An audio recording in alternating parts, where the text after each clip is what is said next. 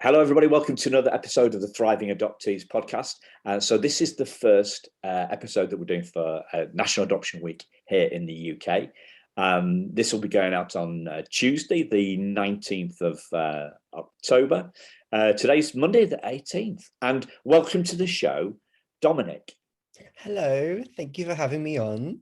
You're an absolute star. Dominic and I have just been having a bit of a catch up and introduction before we get into it, and you are in for a treat. This is one inspirational guy. Thank you. So, can you tell the listeners who you are and maybe share a little bit about your story, Dominic? Yeah, so my name is Dominic Paul. I am I was adopted from Thailand when I was 6 months old. I have obviously been in the UK now since, 6 months old. So I was 30 at the weekend. So that is a good 29 and a half years. It's, I would like to think my story was quite interesting in the sense that I am one of three kids adopted. I am the middle child. I do have a younger sister that was also adopted from Thailand, an older sister that was adopted from Ecuador, South America, and obviously adopted into a British white family. Where do I begin? So basically, my parents had tried to have biological children of their own, and it was a situation where unfortunately it just didn't happen. And adoption was always one of those things that they wanted to do as well as having kids of their own. They wanted to have a biological child, adopt, a biological child, and adopt. They wanted four kids altogether. But unfortunately, because it didn't go the way that they planned on it being, obviously they did everything with the adoption way. So they ended up doing, they wanted, what was it? It was supposed to be girl, boy. And when they reached my sister, obviously, Florence, who was also adopted from Thailand as well, that they were like, no, okay, I think three kids is enough. We don't want any more than this. But I would like to say my story was really fascinating because unfortunately, our adopted mother passed away 4 years ago from a 10-year battle with cancer. So for me, I feel very much, I need to make a legacy live on, because when my mother was alive, she used to do a lot of stuff for adoption as well in our local area in Maidstone. And she would sit on the panel and help those that wanted to adopt kids of their own, and to give her side of what adoption's about, because as we know, adoption can be quite a complicated thing and people don't know where to begin, especially with, I would say, international adoptions. That's not as easy. It's a lot easier now, but back then it wasn't easy at all. So my thing was, when she wasn't going to be around anymore, I was going to make sure that her legacy lived on. So hence why now I'm doing a lot of stuff for IAC and just making awareness, especially on Adoption Month, that adoption isn't as scary, I'd love to tell people my story, because, you hear all these things in the press about adoption and how, some people don't have the greatest experiences and others do have great experiences. But I just want people to know that there are some good outcomes with adoption, and it is a wonderful thing. And, I think children need to be given these chances in life. And if you've got the space for a child, then why not go down the adoption route? Yeah. So happy birthday for the weekend. Thank you. 330. Was that a big milestone for you? Did you feel like I'm a grown up now, or anything like that? It was a big milestone. I think for me, it was more security.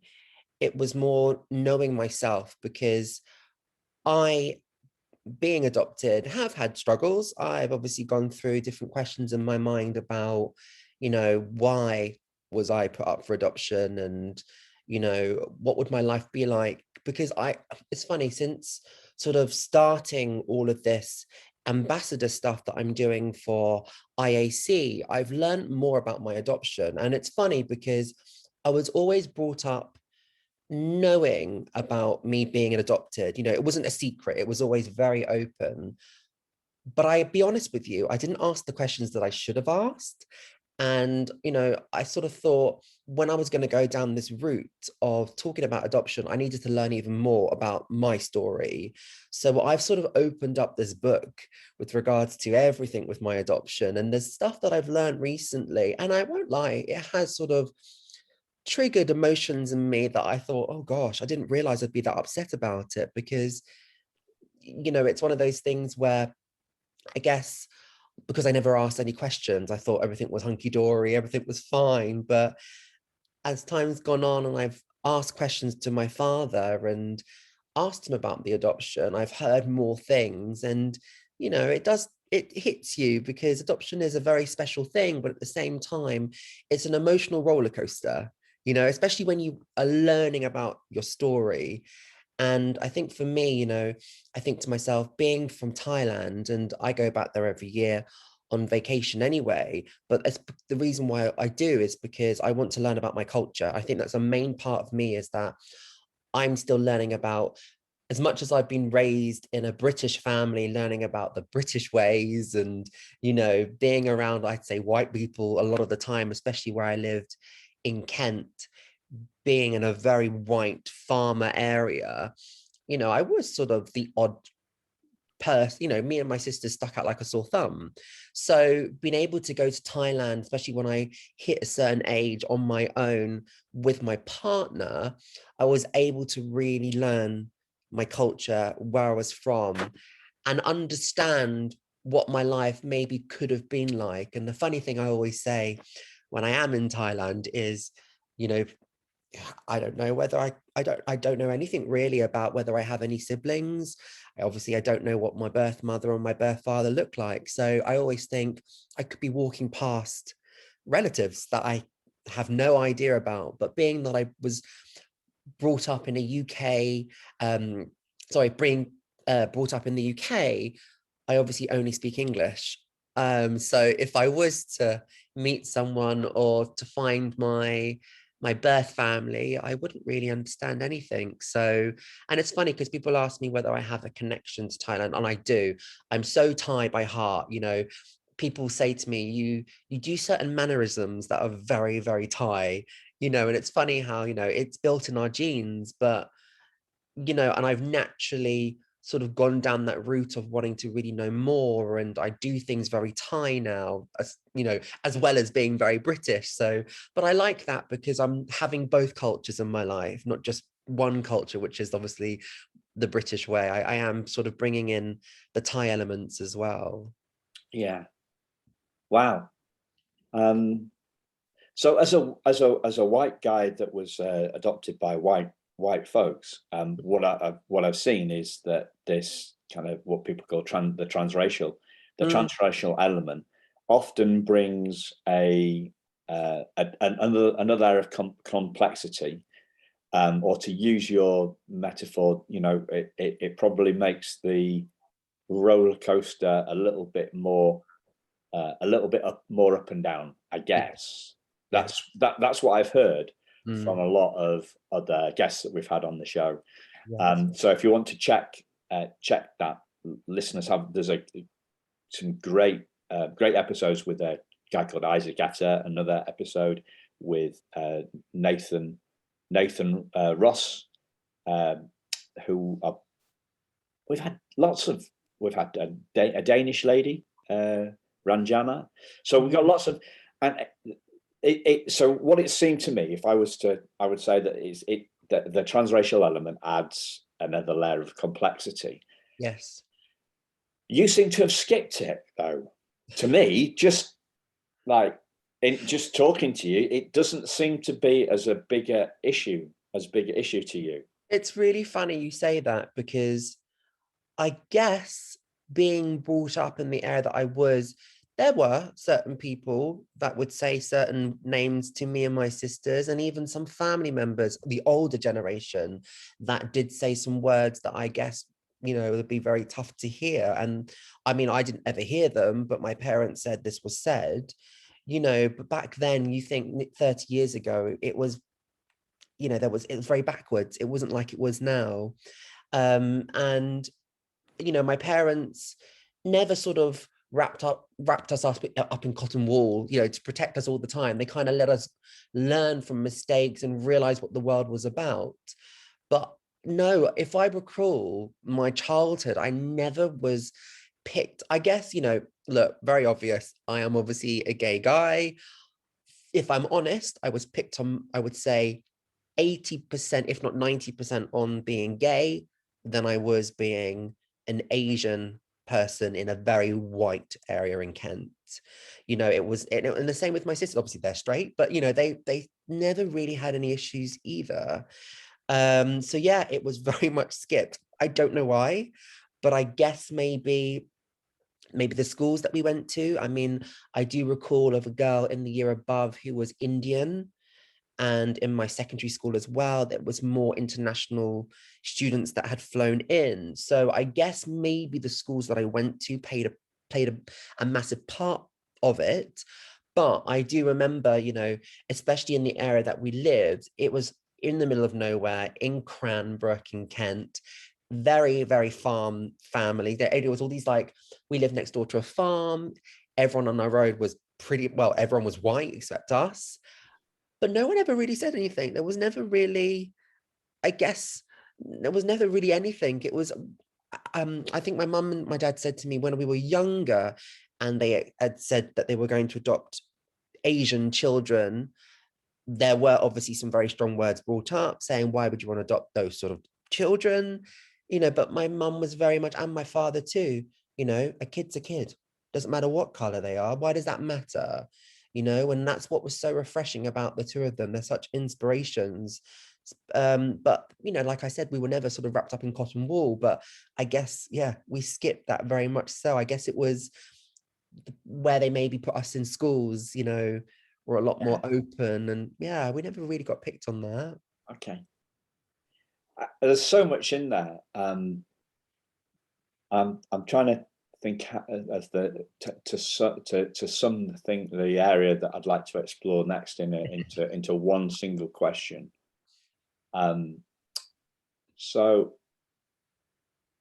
I think, well, the first question is then, your mum and dad said, you said that your mum and dad didn't wrap you in cotton wool, and you were aware Yes. of the comments that they were getting from other people. You never experienced them directly, but No. they so can you remember sort of what age that was? When were you aware? You know, your parents were essentially warning you, Yes. of what the world outside was like, Yeah. but you weren't experiencing it. You were they were telling you what they were getting from other people. Yeah, I mean, obviously they didn't tell us when we were very young because No. we wouldn't understand that sort of thing. I guess when I first made aware of it, I want to say I was around 13, 14. Okay. And it was a situation where, you know, it was very open, the whole thing of us being adopted.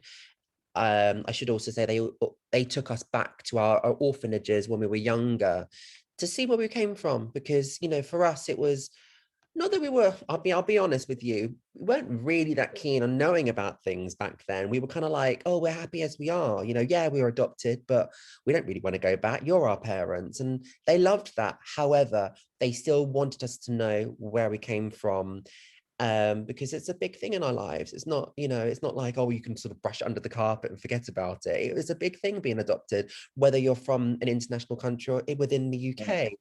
But I was made aware of it around 13, 14.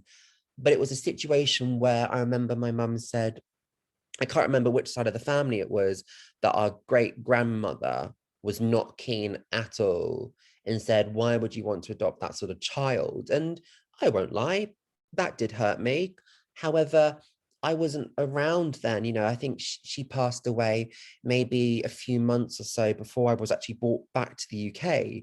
So it kind of didn't affect me in that way.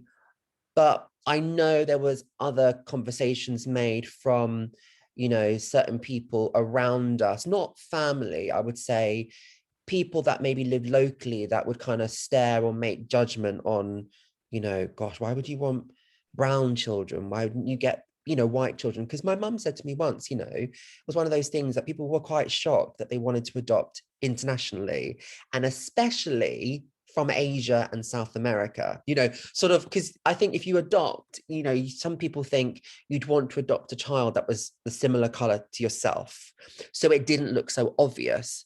But what was so refreshing about them was that they didn't care, they didn't care at all. I guess it was because they were well traveled and they are so open-minded, but to them, a child was a child. Okay. So I think you've put your finger on it there. Yeah. Yeah. They didn't care. No, they didn't. They didn't care.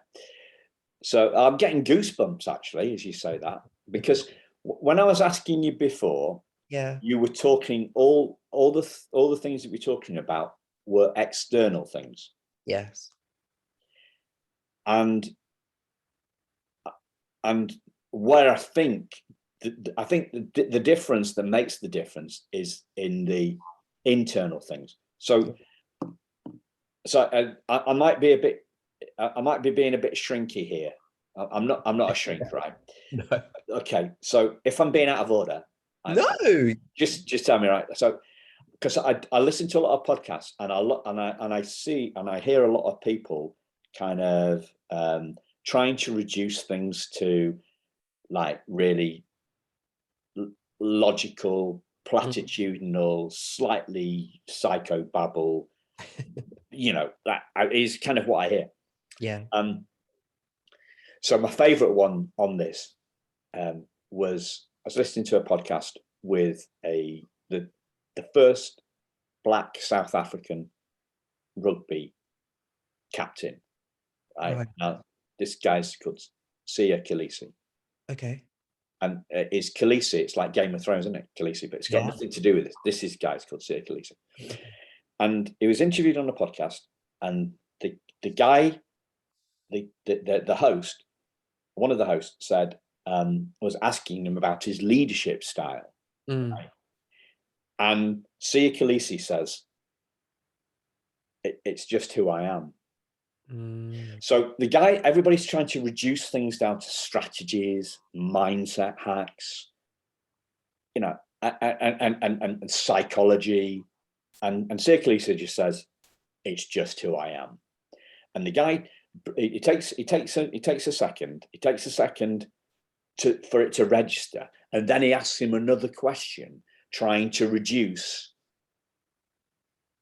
what is in this guy's heart of this rugby captain into a strategy. So, and we're all looking for this. We're like, how are we going to, so for me, how am I going to get more podcast listeners? I'm looking for the strategies. Well, that's not what life is about. You can't reduce it to a strategy. No. So my take on it is that you were less bothered because your parents were less bothered. Yeah.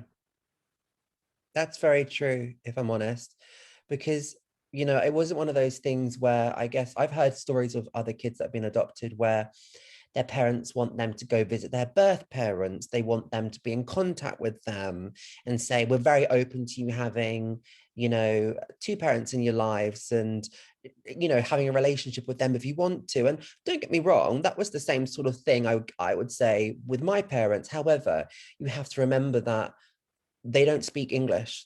I mean, I know there's other international kids that are adopted, but, they don't speak English at all. And Thai is not one of the easiest languages to learn. So there wouldn't be any connection really. And because I was always opened to us knowing that we were adopted from different countries, it was one of those things that because it was so open, I guess I didn't have really any need to go. And do you know what I mean? I didn't have, because it was so open. It wasn't a situation where I was like, oh, where am I from? People say that I'm this and I'm that. And you've always said that I was yours, but why am I brown? It was never that. It was like, hey, this is where you're from. If you want to go back, you're more than welcome. We want to take you back to see your roots, but we are your parents. We love you, but there were another parent out there that did give birth to you for us to be able to have you. And I was like, well, if they didn't want me, then I'm over the moon with someone that does want me. So I didn't feel sort of neglected. I was so loved all the time. I didn't need to. And I because it was so open, it was never a situation, I guess, that backfired on them. Do you know what I mean? Because you do hear some stories where kids aren't told and it backfires. I think if you've got to be very open about everything from start to finish. Yeah. And yeah, I think so. So we can't reduce this to strategies. We're all looking for strategies. Like me too. Like how I get more listeners to the podcast is the Yes. silly example that I give. That's silly. Yes. It's on the head. It's on my mind, right? And so what probably you were talking about another parent saying you can find your you can track your birth parents down, and you can do this and you can do that. So that's because probably that parent has been told that that's the right way to do it. Whereas what your mum and dad did was they were open, like they were open about it. Yes. They gave you the opportunity. They took you back there. They took you back to the orphanage. So you knew. So so that kind of like, they satiated your curiosity, and to that extent, you weren't curious. But if you had been curious, then they would have let you do it. So they went with it seems to me, they were open about it. They didn't chocolate coat it. Is that the word? They didn't chocolate coat it. So they said to you what other people were saying. Yes. In the family, so that you knew. And people would say, well, some people might say, well, no, we need to protect Dominic. We need to wrap in. You use the word wrap in cotton wool. We need to make sure that he's not aware of what these other negative things are saying in the family. But they didn't do that. They were more open, and then say, well, how do I be more open? Well, if an adopted parent's listening, right, who's got a transracial, they're white and they've adopted a child from Asia or a child from South America or whatever, then say, well, how do I do that? Well, there isn't a how. There isn't a how. You make sure your child, you've got to lead your child, but then allow them, I think, to make their own decision. I think I think the way that my parents did it, I think, is the right way. I think it's being open from start to finish, keeping that child up to date with what's been said, giving them the options if they want to explore where they come from. I think when you start sort of protecting your child so much and you don't tell them a single thing that goes on, that's when it backfires.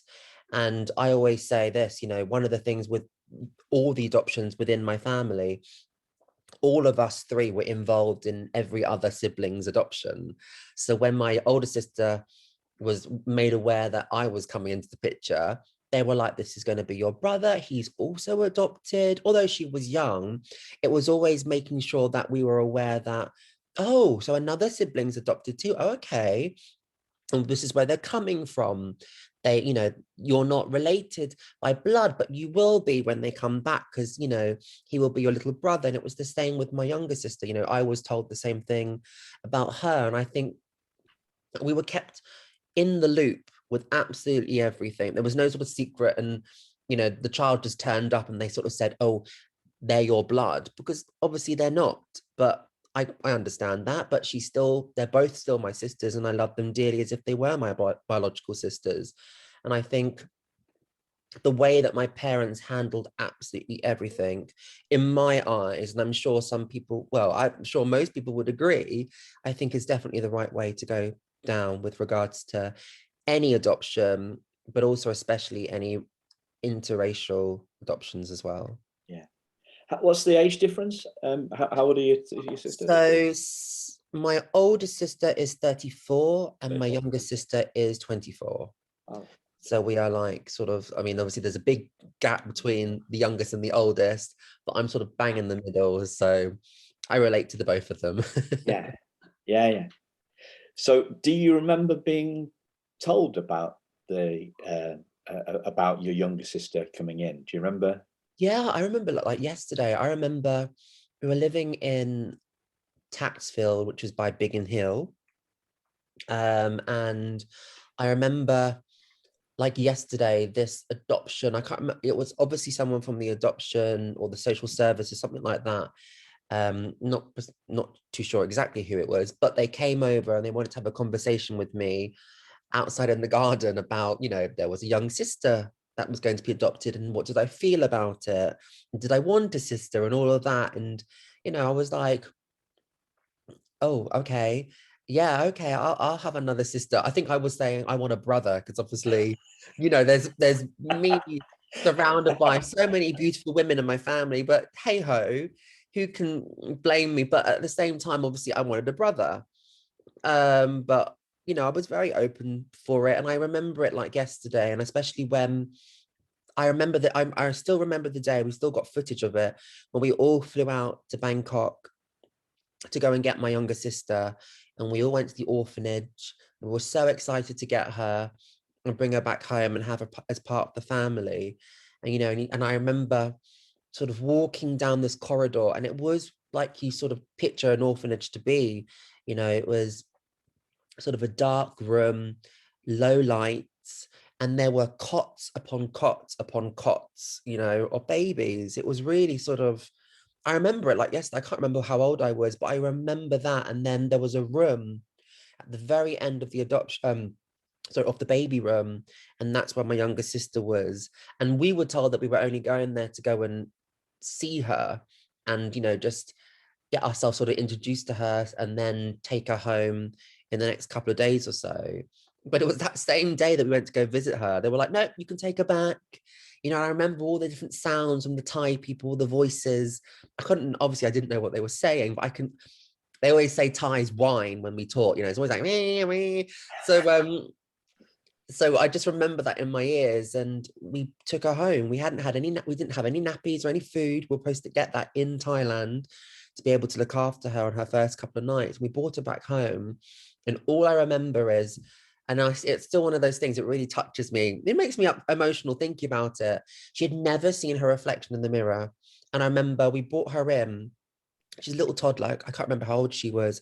I think she was 16 months old or something. And she was just fascinated by her reflection in the mirror, and you just think that's so heartwarming. It's just so lovely to think that you brought this little child. She was never sad. She was happy from the start and still is the happiest little thing that I know. And, and it's things like that.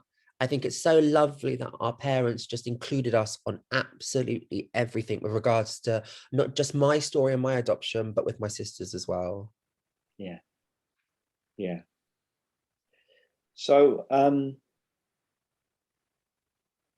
you mentioned being gay and getting more Yeah.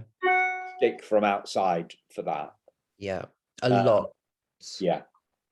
And you got more for that than you did for being Being Asian. Yeah. It was one of those things, I guess, if I'm honest, I guess, yes, although we were the only sort of Asians, I was going to say in the village, sounds very Little Britain, doesn't it? But there were still Asians in the sense of, Chinese restaurants and Indian restaurants nearby. And there were some sort of little families that were at the school. So it wasn't like we were the only ones at school. But in our village, yes, we were the only ones.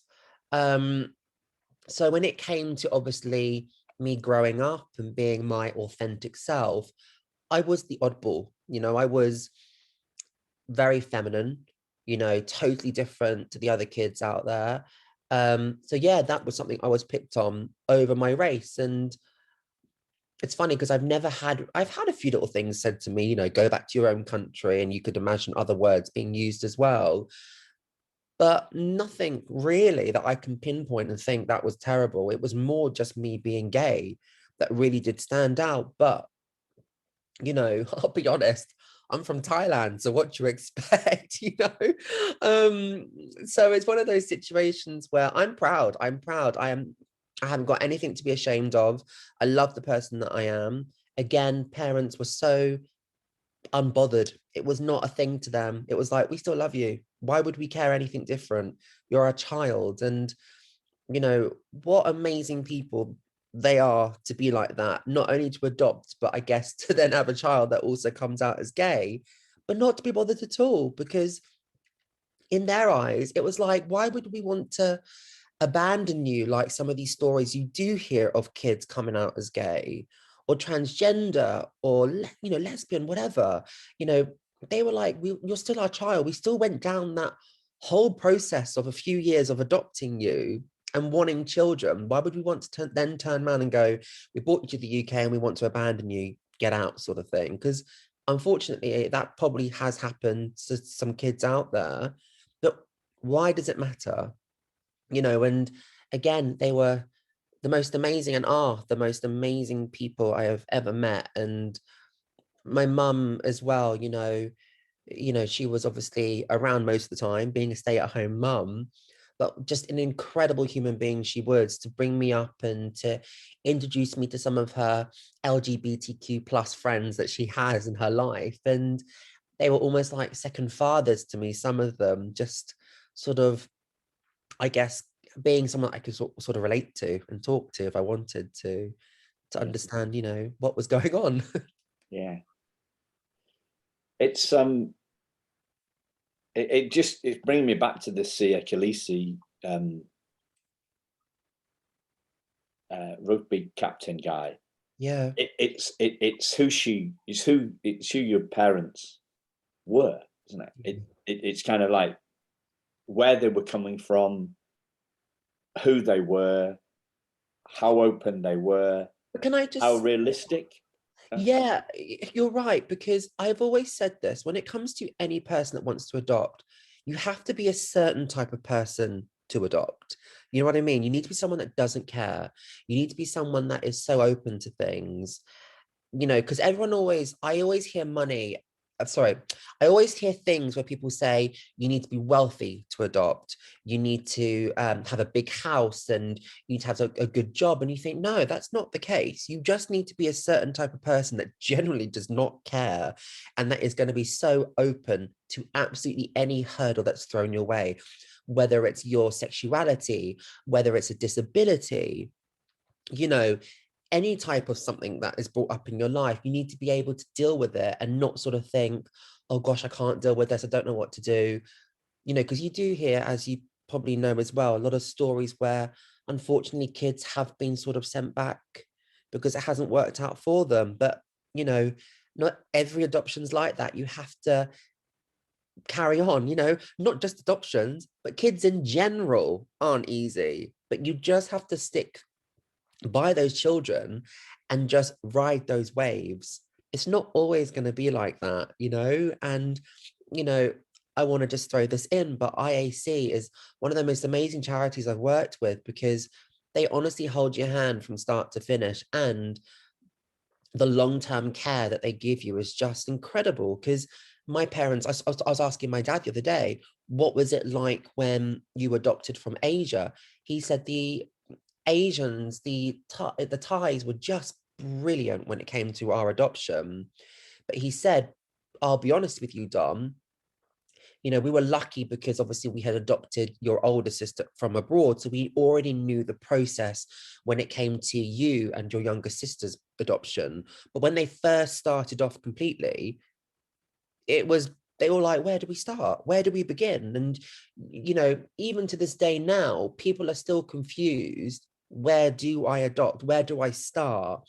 And ICA is incredible because they are kind of like, I always say, a one-stop shop. They sort of help you every step of the way with the journey. But back then, where did you go? Who could you ask? It was sort of like a needle in a haystack to really find out. And people, especially with my parents, my dad was saying to me the other day when I was asking him some questions, he had to really do his research and take his time, because there were so many things thrown his way. And why do you want to adopt from Asia and Ecuador? Why don't you adopt from the UK? And they were adamant that they had to adopt from Asia. you know. So it was one of those things where he was, no, sorry, you're not going to change my mind. I don't want a white child. I want an Asian child, because yes, there are kids in the UK that need adopting, but there also needs to be kids. There's also kids abroad that need to be adopted as well, that need homes. And I should also mention, the reason why they wanted to adopt from Asia was because Asia isn't a wealthy country. A lot of people adopt a lot of the time within their own countries or within their own families. But my parents were like, why wouldn't we adopt a child from Asia? Because, there's no wealth, not to be horrible, but back then there wasn't any wealth. There wasn't money to be able to give the kids what they deserved. So he wanted to give children a second chance in life and to bring them back from that country. Yeah. What would you say to so I'm like you're saying that you're finding out more now, you're coming into the kind of the adoption world. I am too, and one of the things is using all this jargon stuff, right? So interracial adoption, right? So what would you say to interracial adoptees who are listening to this and perhaps are struggling a bit because they haven't, I talked about this layer of complexity that often there seems to be in this area, and that complexity, I guess, is the thing that they're struggling with. Their essential view of their self-esteem, whatever you want to call it. What would you say to interracial adoptees that are struggling? I would say, don't care what anyone else says. Keep doing what you want to do. And if that's a child that you want to get from abroad is a different color, then do it, because it doesn't matter what color of their skin they are still a child that needs a home. And you might have things thrown your way. People might say things, but that's a small minority of insecure and just idiots. It's irrelevant what color your skin is. A child is a child, a mother is a mother, and a father is a father, regardless if you are blood related. It's about nurturing a child and bringing them up as your own. It doesn't matter who they are, what they are.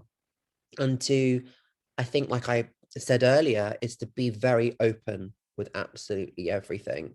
Like I said about family members saying things about us and why would you want to adopt those types of children, it's to be open with that and not keep any secrets, because it's when the secrets are kept that's when it backfires. Yeah. You talked about your mum and wanting to carry on the work that she's doing in the adoption. She did in the adoption space. You mentioned her being sitting on adoption councils. So for people outside the UK, these are within the public sector, within the government. These are the groups that assess adoptive parents. So what are the key messages that you'd want to say to adult adoptees listening? What would you be? We've talked a lot about adoptive parents, adopters. What would you like to say to adult adoptees listening? Oh gosh, I think just enjoy it, and ask questions. I think the one thing that people don't do is not ask enough questions. And I think the more questions you ask, the more people that you hear about their stories, the more that you'll understand your journey. Because, I think a lot of people out there, I understand, don't really want to know about their journey. They want to sort of get on with their lives because, in their eyes, they're happy. Yes, of course. Everyone is different. But I think if there's someone out there that is struggling, wants to know more, it's to listen and sort of speak to others and just understand where they're coming from and how they dealt with things. Because you know, you're not alone. I think people just always think that they are alone in everything in life. And especially with adoption, I think you do feel even more alone, because I know this full very well, because I have questioned myself, and I'm sure you have too. You think, why was I adopted? Did no one want me? And it does sort of go around in your head. Why did they not want me? You know, you feel abandoned, you know, and I think you really do need to ask questions and speak to others so everyone can understand and help you with their own experiences for you to be able to deal with yours too. Yeah, yeah.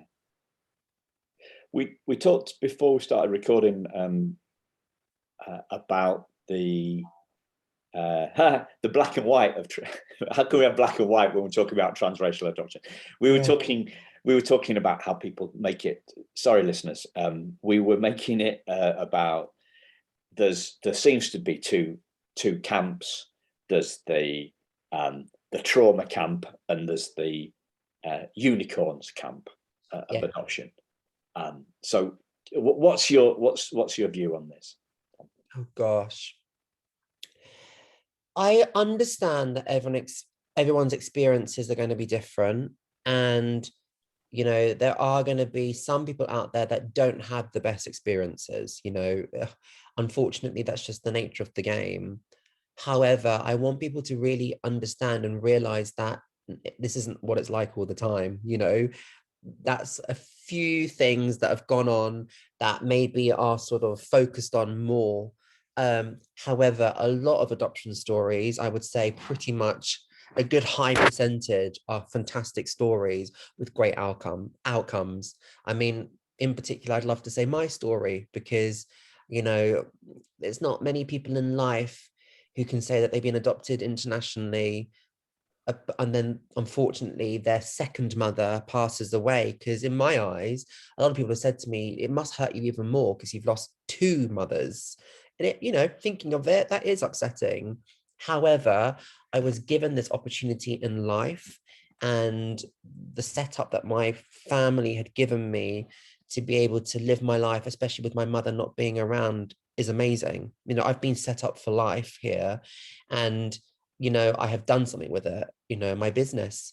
So I am, I'd like to say, a really positive story, and yours as well, that adoption is a wonderful thing. And especially with my two sisters as well, and people that we still know and have been brought up knowing for years that have also been adopted too. They've got amazing stories as well. You know, yes, I understand there's going to be that unicorn side of it, and it's going to be all fluffy and amazing like mine, but there are going to be a handful that aren't. But like I said previously, it's understanding what that child needs and to help them with their journey of understanding of what has maybe possibly gone on in their life for them to feel like that. I mean, obviously, I know the adoption probably has hit them really hard because they do feel abandoned. I guess that's one of the words that a lot of adopted kids feel. But you're not abandoned, because in my eyes, you're given a second chance in life, and grab with both, you know, with both hands, because you only get one life. And you know, what a great thing to say that you've been able to been given an opportunity to do things again. Because I always say, what my life could have been totally different if I wasn't in the UK. I could have been in Thailand, probably on the streets begging for money, you know, or been in the army, because it's compulsory out in Thailand that you have to do the army when you're a boy, you know. And obviously, fortunate for me, my parents got rid of my Thai passport, so I would never be called back. But again, my dad did say to me the other day, you know, it would be useless for you to be in the Thai army because you can't speak a word of Thai. So could you imagine me? I'd be like, what are they saying? What do I do? I'd have to, it'll be hand gestures and everything. I mean, I don't know. Yeah. But I would be useless. But it's just one of those things. But I just want people to understand, and for people to realize that not every story is bad. Adoption is a wonderful thing. And I think everyone in their life, whether you've got a child that is biologically yours, I think should also look at the opportunity of adopting as well. Yeah. Yeah. I was just picturing, you know, like I'm wondering whether Thai people do like British people do when they don't get. I was thinking about you on a parade ground, right, in Bangkok or something like that. You know, like British people shout at people when the foreigners don't understand us. You know, Yeah. we just think that if we talk louder, then Yeah. we're going to get what our all day breakfast or whatever that we're wanting, or beer, that we want from this stranger. Whether Thai people would have just shouted, the sergeant major, who's normally, is already at a high level of decibels, would he have shouted even more at you because you didn't understand him?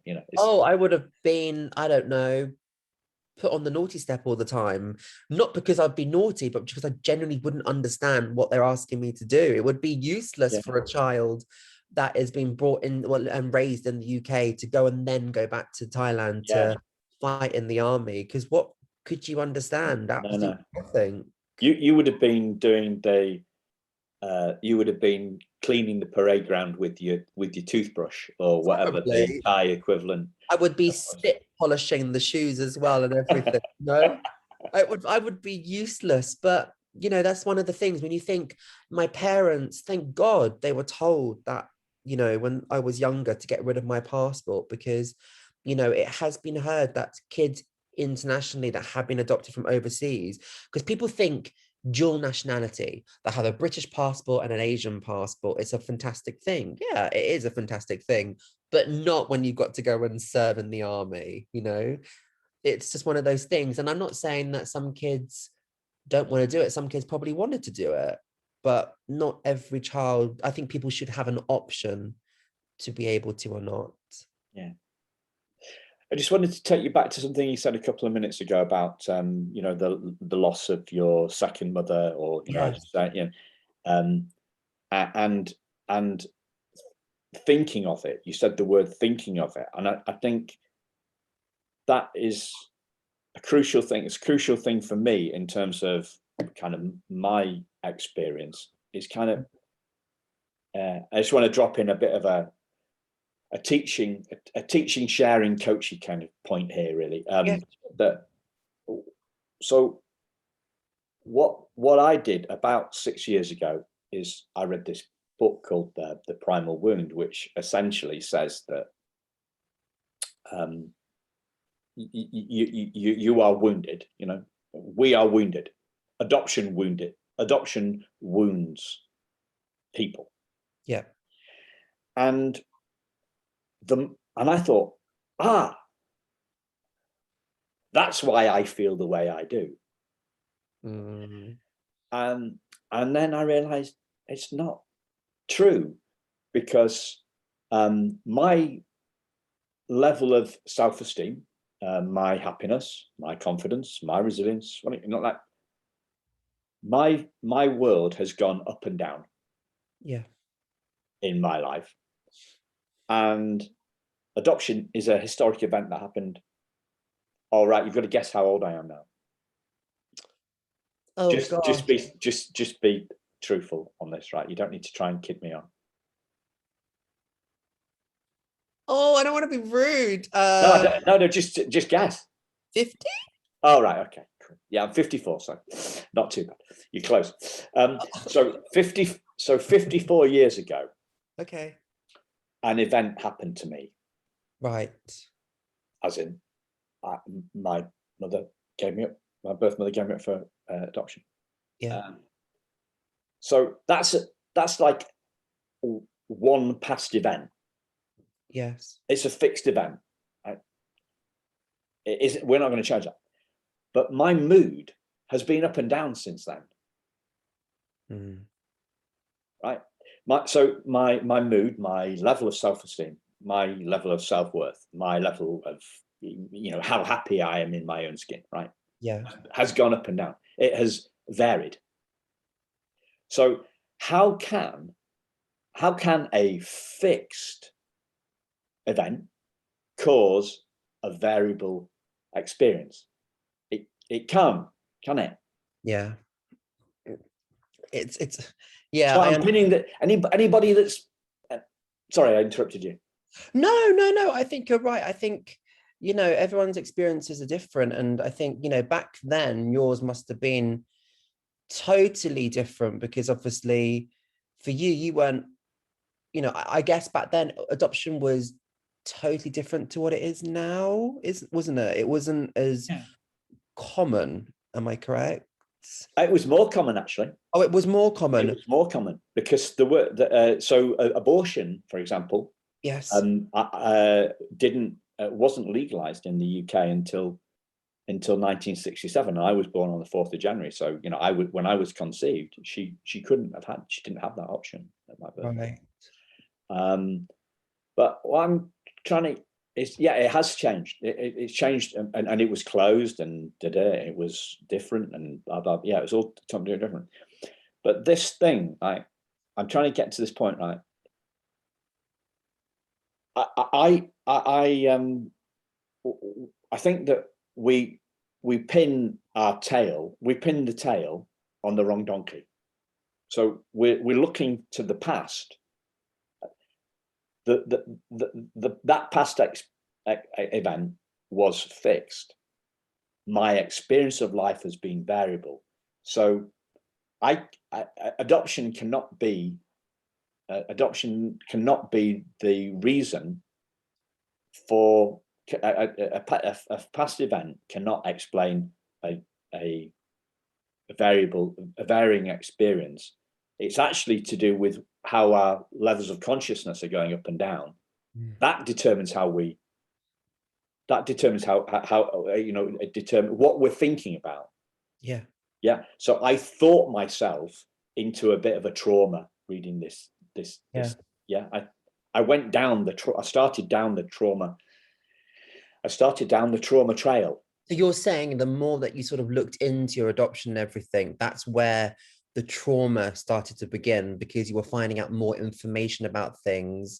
And I guess it's almost like when you read a book or you're watching a TV program sometimes, the more that you're sort of invested into it and the more that you learn about things, the more that you get frustrated and angry, because you start sort of questioning yourself, well, why did they do this? And yes, and all that, but it's even simpler than that, right?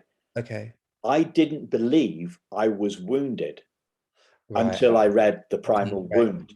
Yes. And then I because I'm a sensitive soul, sensitive guy, yeah, I got drawn into it. So I believed I was wounded, and I started focusing on my wounds. And then when I realized it's not true, I realized I was pinning the tail on the wrong donkey. Yeah, I get it. I was blaming something that happened 48 years at the time for my experience in the present, and that's not how it works. One historic event cannot cause a variable experience. I'm exploring this at the moment because I think it's I've seen it in other. I've been down the trauma rabbit hole, and it hasn't got too dark for me. I've been lucky in that respect, but I've seen it get a lot darker, and I know the further you go down it, and I'm not, it's innocently we go down it. We don't go down it by choice.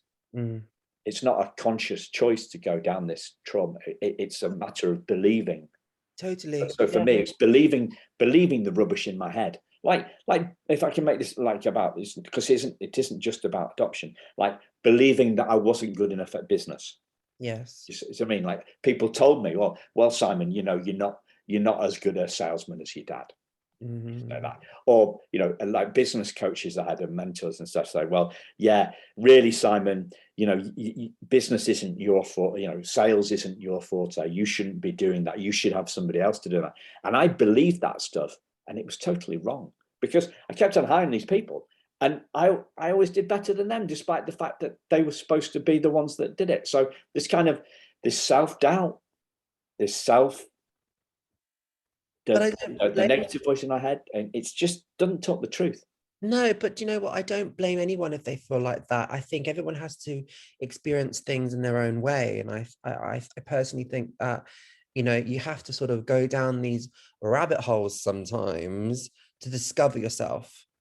Because you know, it's that makes you who you are today, and that makes you feel comfortable with what's gone on in your life. And I think anyone that says everything's hunky-dory and perfect all the time, I think they're idiots. You know, I think you have to experience these things in life, and I'm sure that has changed your perspective on everything and has made you a better person that you are today, and understanding more as to why your birth mother did what she did, sort of thing. Yeah, and totally, and yes, I totally agree. And the story that I use about this,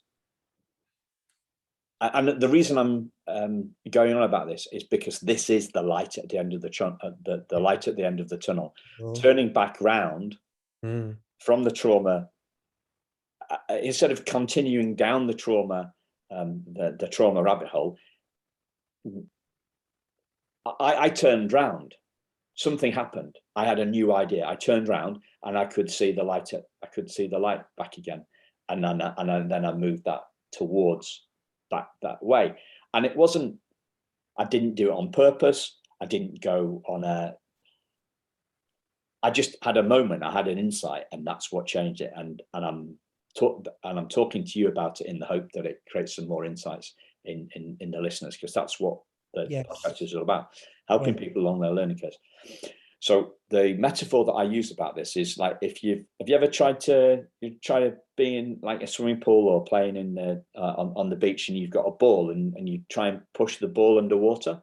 It doesn't go down. Yeah. It doesn't go down. So it takes a lot of effort to go down. So you might push it down, like you might push it down a foot underwater. It takes a lot of effort to do that, right? But then when you let go of that ball, it springs back about 3 foot. Yeah. So that's how my life has been.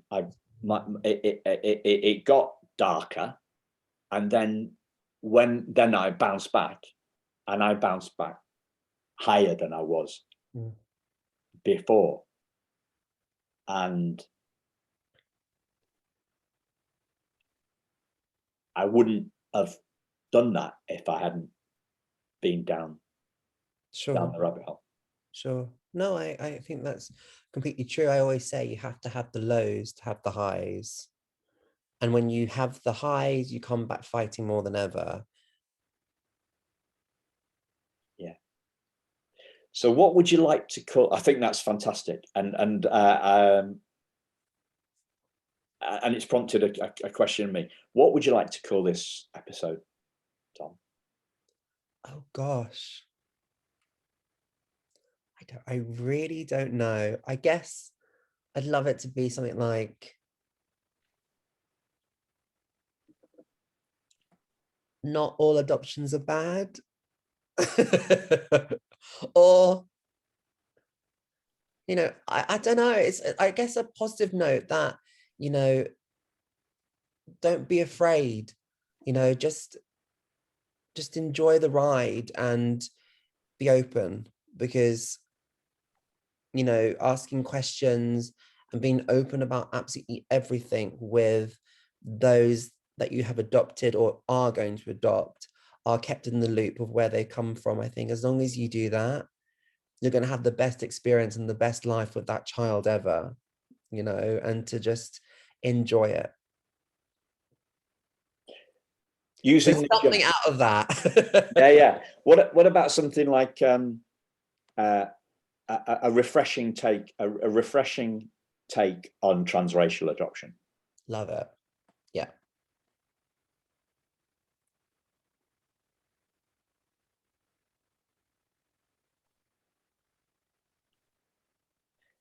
Yeah, or something along that. A refreshing. Because okay. Do you mind being called a transracial adoptee? Does that sound a bit yucky to you? I think the only thing, if you say that, is it might make people think transgender. All right, okay. Because I always say when people say transracial, I was like, but they use that expression also for transgender children, or transgender people, sorry. So I don't know, maybe international adoption, a refreshing view from an international adoption. Okay. I don't know. When I go swimming this lunchtime, I'll mull it over, and Okay. and listeners, you will know that because you'll be able to see it in the title. It'll be a surprise. Is there anything else that you'd like to share? Yeah, I guess, something I want to say again is if people want to know more about adoption, or they want to, or they are wanting to adopt and have no idea where to begin, then check out IAC on their website. So that is the charity that I work with closely, the Centre for Adoption, and they help you along the way with regards to adopting internationally or in the UK, and they will give you the support that you need from start to finish and beyond. So as Dominic says, he's an ambassador. He's an ambassador for the IAC. If you look in the show notes, there'll be links to both Dom's social media and also the IAC's website and social media. This conversation came around because Sat Winder, who's the chief executive of the IAC, he's been on the show. Check his episode out in the back catalogue of Thriving Adoptees. And I was having a conversation last week, and he told me about Dom and Dom doing this great ambassador work, and that's why Dom's here. Perhaps I should have started with that rather than saying that at the end of the podcast. Who knows? Look, I think we were more sort of wanting to talk about everything with regards to adoption, but we've said it at the very end, and I'm sure that is fantastic still. Fantastic. Thanks again, Dom. It's been a great conversation, and thank you so much for your time. Thank you for coming on, and thank you for listening, listeners. See you again soon. So speak to you again soon, as I should probably say, shouldn't I? Thanks a lot, listeners. Bye-bye.